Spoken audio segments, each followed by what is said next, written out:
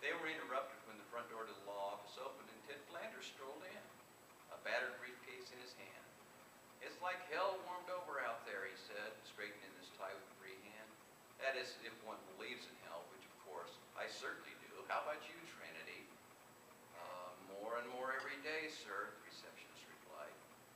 Flanders removed his hat and was about to hang it up when he noticed the person dressed in black robes standing in the reception area. "Oh, I'm sorry. Mrs. Kroger, I presume?" Maybe the lawyer took the flowing black robe to be addressed, but a moment later it didn't matter what his thoughts had been.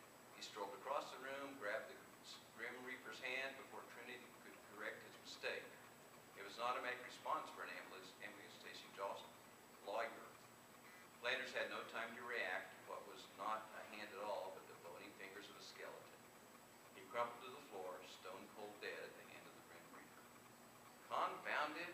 Death stepped away from the crumpled finger. "I hate it when that happens. May I inquire who this unfortunate soul might be?" Ted Flanders," Trinity stuttered. As if the events of the morning had not already journeyed into the surreal, Death reached into his robe and pulled out an iPhone. He poked at it with bony index finger and scrolled through several screens. "Theodore Flanders, 744 Evergreen Terrace?" he asked the receptionist. Damn. He punched the iPhone screen again and held it to the side of his black hood. "Hello? Yes? I have a code 666 here," he said. There was a momentary pause as he listened to a reply from whoever he was speaking.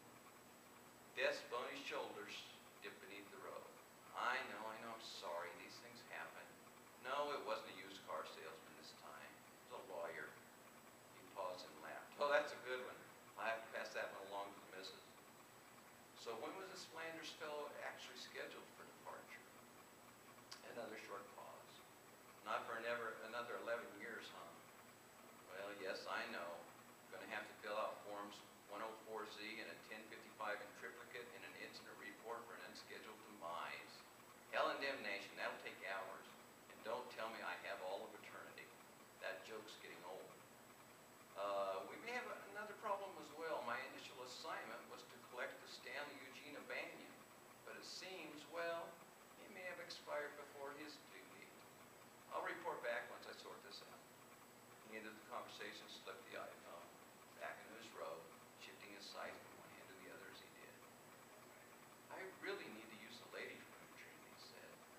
All she really wanted to do was get to the hallway, run like hell to the elevator, and never return to this side of town. She wondered if Death knew where she lived. Probably. If not, there was most likely an app for that. In a minute, Death answered with little concern in his voice for her needs. "Not right now," he said, unconsciously tapping the bony finger against the top of her desk. She thought about running for the front door anyway. Was the Grim Reaper fast? Was he slow? Maybe he wore cross trainers beneath that robe.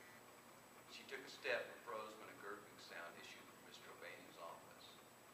Death heard as well, and they turned in unison. "Ah," Death said with relief. "I told you he wasn't dead."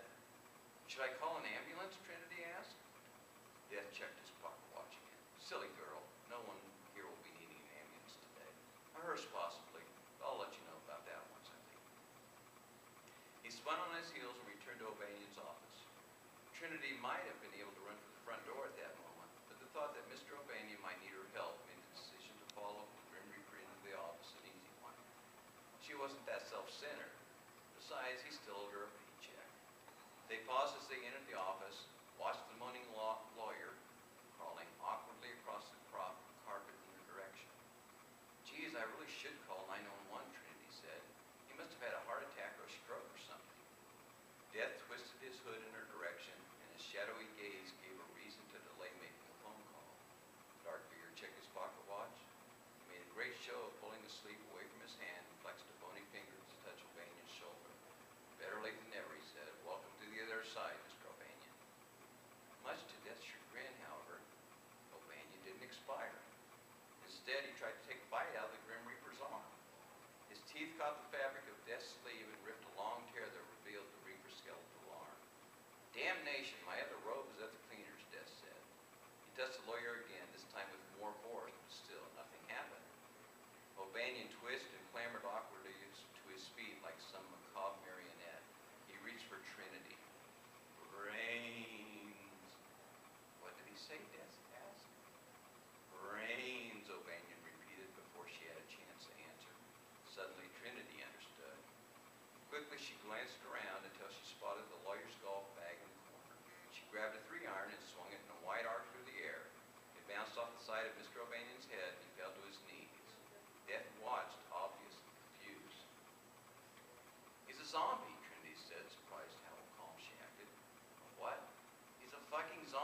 I've seen enough friggin' zombie movies to know when I'm seeing a zombie, for God's sake.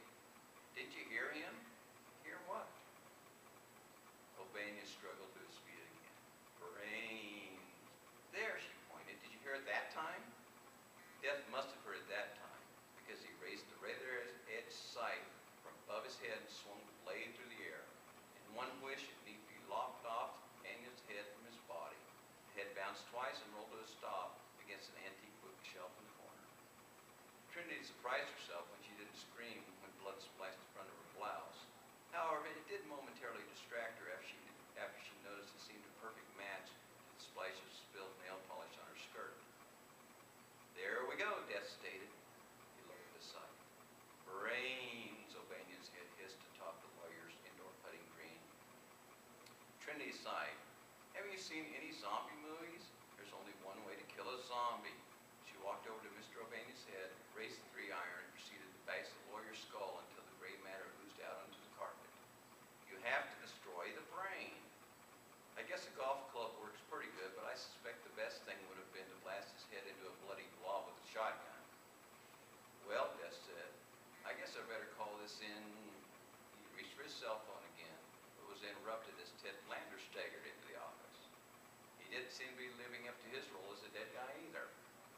Brains, Flanders groaned. Trinity raised the club. One solid whack to the side of the zombie's head was all it took. Hey, hole in one this time, she said. However, she had a difficult time dislodging the golf club from the lawyer's shattered temple. It made a grisly sound as it popped free. Death laughed. You know, if we have a zombie epidemic on our hands, I could probably use some help. Would you be interested in a new profession? Trinity shrugged and smiled. Why not? Looks like Romero, Albanian, Fulci, and Flanders has little need for a receptionist any longer, do they? We can talk money and benefits later. They stepped over Mr. Flanders' body and into the reception area. Ahead, the front door into the reception area opened. On instinct, Trinity swirled as if she had already been killing the undead for years and placed a perfect shot to